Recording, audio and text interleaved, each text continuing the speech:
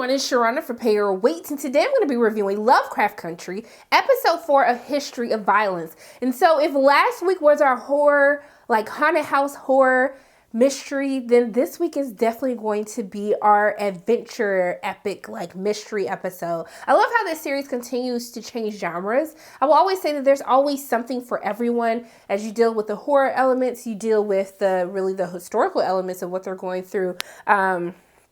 In the 50s, you know, throughout the series with the racism, the microaggressions and all of that, but also too, you have the sci-fi elements, the adventure elements. And this is definitely, if you are a fan of like Pirates of the Caribbean, Indiana Jones, Journey to the Center of the Earth, this is going to be your episode. It's probably one of your favorite episodes of the series so far. And so I want to talk about my girl Ruby. Before we get into the mystery of Titus's pages, this crazy journey that Christina Braithwaite has brought Tick, Letty, and Montrose on, I want to talk about my girl Ruby, because Ruby is having a hard time, you guys. You know, throughout the first 3 episodes, Ruby has always continuously talked about how she wants to be one of the first Black women to work at I think it's Marshall Field and Company. And so essentially she finally said she'd been working on her resume. She was going to go up there. She's going to give them the resume, ask for the job on the spot, and see how everything went. So when she goes in there, she is ready. She got her dress. She looking good. She got her little resume in her hand. And what does she see? She sees another Black woman who literally says that she just walked in on a whim and said, hey, I want to apply. And they hired her on the spot. And so now she's feeling a little down. My girl was singing the blues. She was singing the blues, honey. I was just like, ooh, but you look so good in that little glittery dress. And you saw her little garter belt saying, hey, boo, you better get it. And so we see that William Raggedy behind shows up. He buys her a drink. And then he comes and talks to her like, what if I told you I could offer you the world? I said, the world, sir? What type of world are you offering me? And so she was just like, you know how many white men have come up to me and said that they couldn't follow through on their promises? And then he was like, well, I'm going to follow through. And then he fell through something else towards the end of the episode when we see, because she said in the beginning, she was like, I'm not finna have sex with you, okay? I don't know what you think you're trying to do, but I'm not gonna have sex with you. But I guess he got her. She had one too many drinks. And baby, when I tell you that they didn't even make it to the bed, they just ended up on the stairs. But I was like, hold up. I don't know if I was just like more bothered by it because they started playing Marilyn Manson when the whole sex scene started happening, but she like cut herself because they hit a vase. They hit this little statue and it cut her hand. And when he started drinking her blood, I said, William, what? That ain't sanitary. I don't care who it was. Even if that was my baby daddy right now, being like, baby, drink my blood, I'd be like, baby, no, that's not cute. We don't do that. Who do that? Who just drink your blood while they about to get it on in the boom boom room? I just didn't understand. I was perturbed by that entire sequence. But I was like, you know what? Get yours. If you want to drink blood, William, you drink your blood if that's what gets you off. But I was just like, oh, okay. Like, he was like getting up in there. But did y'all notice the rams, like, it looked like it wasn't a tattoo. It looked like they actually, like, did something to his skin. I was just like, hold up. Like, if I would have saw that, and then on top of him drinking my blood, I would be like, I don't know if I could do all of that, William. I don't know if I could smash you like this tonight. Because something just made me feel like something ain't right with you. But the way that he did when Christina came home, and we never saw her get out of the car at all. Like, I never saw Christina get out of the car and walk into the house. But when William came out in his little suit and he beat the people who had been following her, you know, the police captain that Christina was talking to before, I was like, okay, that was sexy, William. That was sexy, okay? He said, don't follow my friend, baby. She's not meant to be followed, okay? Do something else, and you're not going to be able to go back and tell your raggedy boss. He didn't say all of that, but I'm just saying that's what he should have said. But, yeah, I was just like, okay, well, Ruby, I'm glad you got you some. William, I hope you stop drinking people's blood, but actually do right by Ruby and offer her the world because she deserves it all and then some. So I can't wait for next week's episode to see what's going to happen because I assume I saw Ardell Raggedy behind in the episode preview too. So I don't know what's about to happen. I just glad I saw the episode. I know what's going to happen, but I can't tell y'all what's going to happen. So we just going to let it go. Okay. So I guess since we talked about Ruby and William, we can talk about Raggedy and Christina. Yes. So I was a little confused when they started playing like, Beach better have my money. I was just like, okay. But I guess technically she was going there to get something that Hiram was supposed to have left. It was this solar system called the Okari. I probably messed it up, y'all. Sorry. Let me see what it says. Yeah, I think I forgot to write it down. It's okay though. The Ori. There we go. It was called the Ori, which was the door that I'm assuming the ancestors opened up for Hippolyta when she was there in last week's episode. And we saw that she brought it back to her shop. So she has it. She's been studying. She's saying that the solar system model doesn't necessarily make sense to her. But she hasn't figured out like the puzzle behind it, what makes the gears work or whatnot. So yeah, so she goes to Letty's house, and then we see that she can't enter into the house because of the spell that the lady had placed in last week's episode. May God rest her soul. Rest in peace, boo-boo. You helped deliver the people out, but they got you in the midst of that. So because of the spell that she put on, the protection spell that she put on the house, Christina, little raggedy behind the little white sorceress beast that Letty called her later in the episode, she wasn't able to enter into the house. And so I do like this back and forth with her, which we see Letty has actually taken this to heart when she tells her that don't let these men fool you into thinking that it's always about them. And so because she alludes to the fact that it was her who gave her the money, Atticus knew about it, came and tried to kill her, but he never told Letty any of this information. So at this point, you know, we'll get into how Letty responded to it, but I do like that she tries to tell her that it is not always about these men. Like, you don't want to end up dead. Again, you've already died once for Atticus, for him basically making decisions without thinking about how it affects others. Even though Atticus at the same time always thinks that the decision he makes is for the best interest of protecting everyone but himself. But I was like, you know what? I don't always agree with Raggedy Christina, but she had a point right then and there, boo-boo. You got to look out for yourself because obviously, you know, the fact that he never told you any of this and then you got into it with your siblings and stuff, I was just like, Like, I mean, Atticus can still get it, but I'm just saying, like, he just wasn't right in the situation. And so we see that she ends up meeting with Captain Lancaster. And it's interesting when she goes in and she, like, looks into this closet. I could hear a man moaning. Was it just me? Because I definitely heard a man moaning. And I don't think it was, like, the fun moaning, like he was getting him some good. It felt like he was being tortured or whatnot. Or almost as if he can't talk and that's why he's moaning. And so, but we see that the police officer, he is not having it. She was like, why are you in my town? I didn't ask for you to be here. I didn't give you permission to be here. And he was like, remember, he was like, no C words, because I'm not going to say that. But he was saying basically no women, but like the evil C word version of saying that in a derogatory way. He said none of those allowed. And I was just like, wow. And so he kind of alludes to the fact that, you know, he wants to know why she's trying to get Titus's pages. But he also tells her like, even if you get them, it doesn't mean that we're going to let you into the sons of Adam. And so we can tell that she's still being met with, even though everyone else has died and she's the only one left from her father's bloodline, they basically still don't care because she is a woman. And so it'd be interesting to learn more about Christina. What plan is she, like, what is she actually up to? We know that she knew her father was going to die and she just let him use Atticus, knowing exactly what was going to happen when he tried to attempt to spell. So I'm not sure what to think, but I love that Christina is always 10 steps ahead of everybody else, even though that they think that they about to get the one up on her. She's not having it. She's already thought these plans, like these steps fully through, and is already ready to anticipate something that is going to happen. So let's talk about Letty. Baby, Letty was heated, honey. When I say she was heated, she was so heated, and she was like looking for him. She didn't found Atticus. She got the drop on Atticus. He was at the library trying to study, look up stuff to try to come up with his own spells to try to defeat this Christina. I'm just like, sorry. Oh, this is just a whole nother story. We'll just get into that later.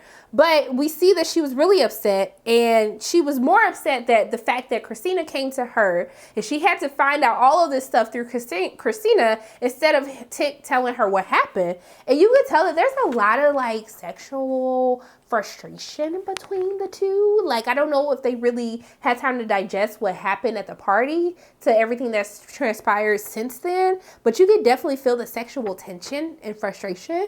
I felt it through the screen. I was just like, if y'all don't go get y'all some, because we can't coexist with one another this way. It's just a lot of tension that I'm feeling, and it's just making me feel uncomfortable at this point in time. So,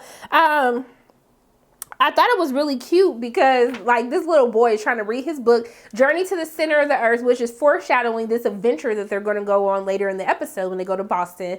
But I felt Letty for why she was upset, because it's just like, sir, you just going to take her virginity? You going to get you some good, and then you're going to leave without saying anything? And it's one of those things, like, these tropes when men think like, I'm protecting you, I'm doing what's best for you. And I like how she goes off on him towards the end of the episode when they're in the cave, and she's just like, you are not the only person this stuff is happening to. I died and came back. Like, think how someone would have to reconcile dying and coming back. And just think of like the effect that would have on someone. Yet alone, you bought a haunted house. You're beefing with your friend, your sister, and your brother right now because of this mess. It's just like, even though Atticus means well, he's kind of selfish, trying to shut everyone out. Like, I'm the only one who can know how to cast spells or do this or do that. But you guys are continuously helping me every step of the way. I feel like it's a little selfish on his end to be like that. And so I could understand why she was upset. Because, like, you're not finna take my virginity and then you finna leave me? I was just like, what? Like, sir, huh? But I did like that she got Tree all the way together. When she told Tree, he was like, you know why they call me Tree? And I was like, sir, anyone that has to tell me why they call you Tree, let me know that you ain't got no tree where you think it is. Okay, honey? I'm just saying. So when she was like, but wasn't I supposed to know that because you said we've been effing since high school? Then he gonna get mad at Tick. And then we'll talk about what happened, what he said to Tick a little bit later, because I do have some theories on that. But yeah, I was just like, thank you for getting him all the way together, Letty, because don't do that. Don't be trying to lie and say what's between your legs and then say you was smashing me and you wasn't, because I'm going to hurt your feelings, baby. And you lucky I'm not Letty, because I would have let the whole world know you're lying, a liar. Bye-bye. So I do want to talk a little bit about Montrose real quick, since we kind of get that little interest to what Tree says to Atticus later in the episode. And so I find it interesting because this story is called The History of Violence, right? We see the recording where they're talking about the Soviets, how they're bad, how we have to get them before they get us, and we have to get the Reds. And so I find it interesting that he kind of relates their struggle back to that towards the middle of the episode. But also too, we see that he's drunk, he's at home, he can hear, he's like going back through his mind how his father abused him. And it's like this history of violence, like his father abused him for who he thought he was, and then he did the same thing to Atticus, and then how he's also thinking about how Atticus probably isn't his son, and, you know, reflecting on like what type of father he's been. And we see like throughout the episode, he's trying to give him like little nuggets of love, like how he tells them about the fussing, like you do the song and play the song in your head when, you know, Letty fussing at you, and then by the time she done, then it'll be over with, y'all can get back to loving. Like, he's trying to be better, but because this has been ingrained in him, that is how he has been raised since how his father treated him, that kind of these sins of the father, they kind of pass down from generation to generation, and there has to come a point in time where you break that cycle. And so we see that he has the book that George gave him at the end of episode 2. Was it 2? Yes, the end of episode 2. And he tells him to give it to Atticus, but he has said he studies everything, he reads everything. We see that after he meets Letty, basically confronts Tick at the library, that he sees every book that he's pulled out. His dad has read the book before him. And so Letty's trying to encourage Tick, go to your father for the answers, because you know that he's already probably 5 steps ahead of you. So let's just cut doing all of this foolishness and work together. But they're both stubborn. They don't want to do it. And so we see that Letty actually ends up going to talk to him. And then when he goes to look to his father, he takes Letty's advice. And then we see that his father, Montrose took one look at both of them, was like, I clearly know y'all are smashing. Like, all that sexual tension, I was like, anybody could see this a mile away. But he like starts antagonizing Atticus, like, you're a fool, you're not paying attention, like, I'm doing everything, like, you probably don't even know there's like 34 lodges. And he was like, how do you know all this stuff? Like, obviously you know more than what you're letting on. And then towards the end of the episode, we see that he tells him that George gave him the book. He says that George told him to protect him. And I was like, why you lying, Montrose? You know, George told you to give Atticus the book so he could figure out how to figure all of this stuff out. But he ends up burning it. So I'm looking at him like, so you're going to burn the only book that y'all actually needed to actually do something? I was just highly confused by all of this. But I was just like, it is what it is. But I was happy that Letty got him together, where she called him, she basically said he's an asshole because he knew exactly where the vault was, how to get the pages, and he didn't want to tell Atticus. And it's literally like father, like son. Atticus does these things thinking he's protecting people, but you can't do it by yourself. And Montrose is doing the same thing, not telling Atticus so Atticus won't go figure it out and be in danger. It's just like, you guys are clearly like the same people. You both have temper issues. Y'all both don't do no good job at expressing your feelings. It's just like, this is what we're talking about, these repeating cycles, these sins of the father being passed down, and you guys are literally can't stand each other because you're literally the exact same person. But I do want to talk about, I think that Montrose is actually, I think he's gay, because Tree makes a comment saying that, hey, him and Sammy have been hanging out, basically saying that, you remember Sammy's a bar owner that Tree had told him that he was in the out back knowing what was happening.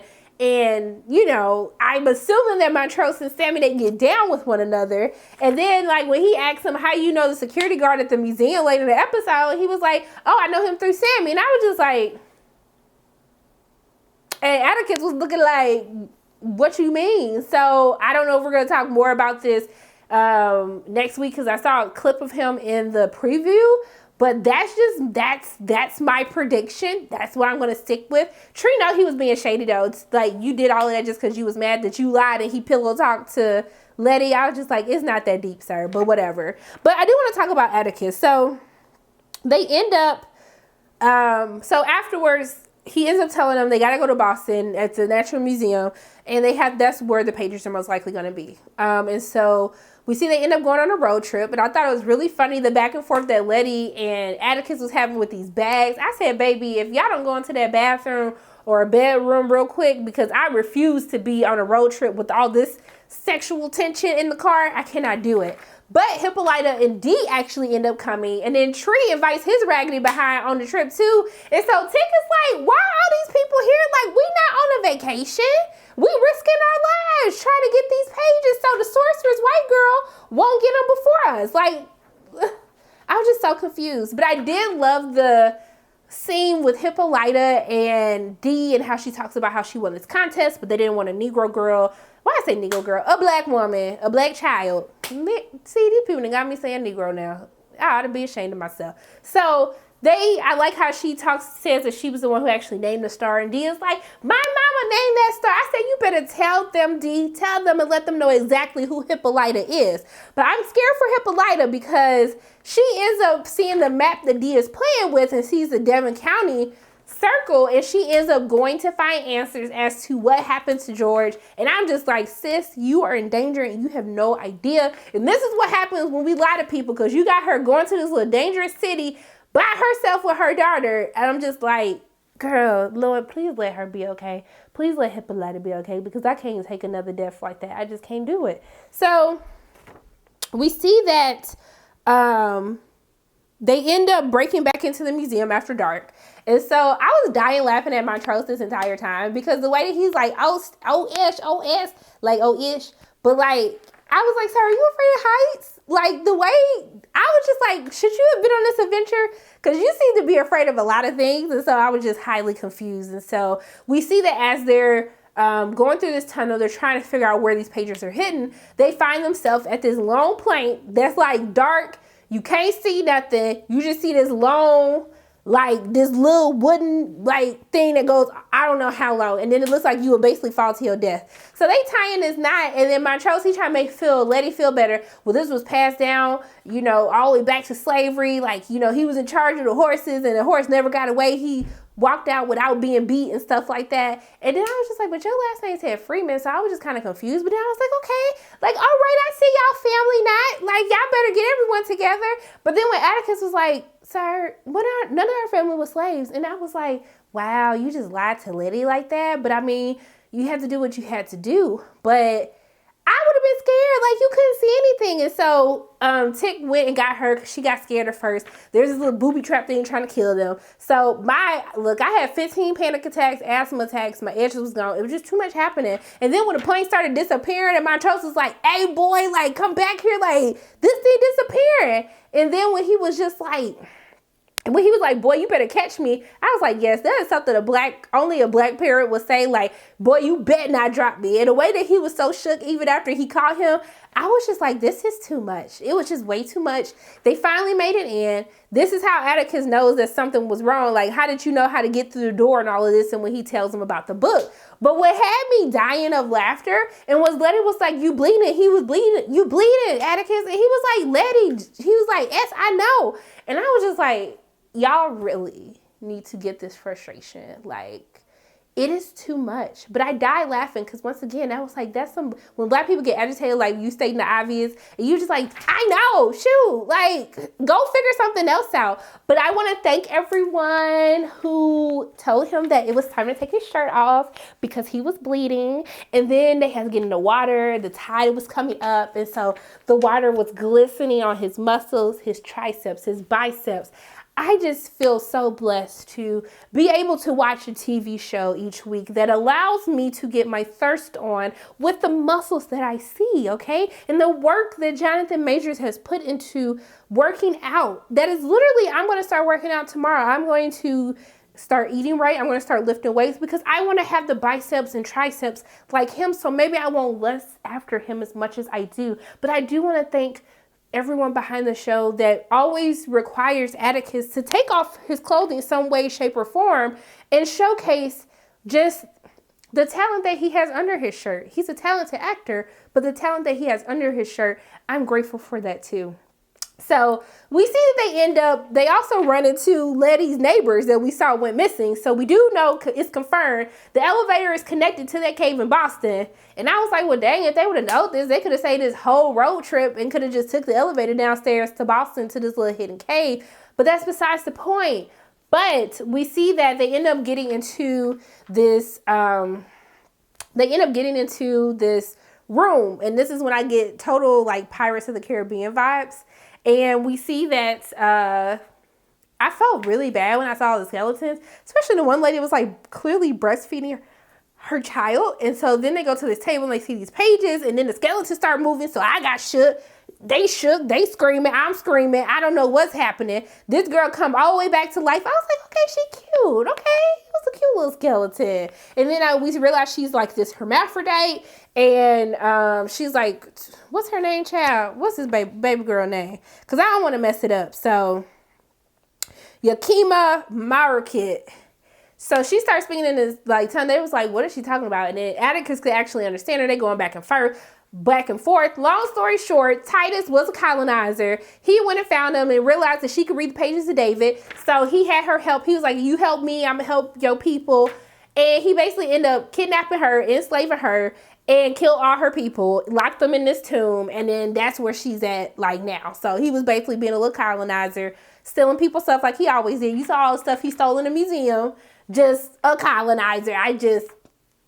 History of violence, like taking lands from other people, discovering new worlds, and then like taking them, destroying their place, taking all their stuff as their own, bringing it to their own people. I was just like, yes, this is a history of violence here. We know it far too well. Thanks, Christopher Columbus. Yeah. So they end up bringing her back. The thing starts like caving in, water start busting through, and they go to the elevator, get in the elevator. Then when they finally get, like, they're moving up, she starts screaming. I was like, girl, why are you screaming like that? Like, dang, I had to turn my volume down. Atticus knocked her the heck out. We end up finding out she's a siren. Him and his daddy, they have a nice little moment in the hallway talking about how his mom would be proud of him. Sir, why don't you say you would be proud of him? Like, that's what he really wants to hear. But that was enough to make Atticus happy. And then he ends up going into the room and he tells her he's sorry, the siren, and then he slit her throat. And I was like, I did feel a certain type of way when he slit her throat, because it goes back to this thing where, like, you know, because she's a hermaphrodite, I just feel like they always use, like, if you ever watched the Disclosure documentary on Netflix, like, they always use, like, either trans people or, like, in her case, she's a hermaphrodite, like, for violence. And I know the movie was the episode called History of Violence, but it did kind of rub me the wrong way. Like, why bring this character in only to just slit her throat at the end? So I don't know what the heck is up with Montrose, but I was highly heated, and I really need answers at this point in time. But overall, for me, the episode as a whole, I had a great time. Like, this gave me Indiana Jones, Pirates of the Caribbean. I love the references to Journey of the Center of the Earth. I just thought it was like a fun episode. And then Ruby got her some. Tick and Letty, I really pray that they get them some, because like when I say the tension is off the charts, like I felt uncomfortable. Like I really hope that they figure out what they want to do with their lives. But overall for me, I really enjoyed this episode. I thought it was a lot of fun. Like it was a lot of fun. I really want to know in the comment section below, what did you think of tonight's episode? But those are my thoughts, and don't forget 10:30 Eastern Standard Time, we're going to do the live show. Hopefully this video will for once be up before the live show airs. But yeah, those are pretty much my thoughts on Lovecraft Country episode 4, A History of Violence. As always, my name is Sharana from Pay Your Weight, and if you like what you saw today, make sure you hit the like button, hit subscribe, share this video with your friends, and make sure you hit the notification bell. And I love you guys 3000, and until I see you again, bye.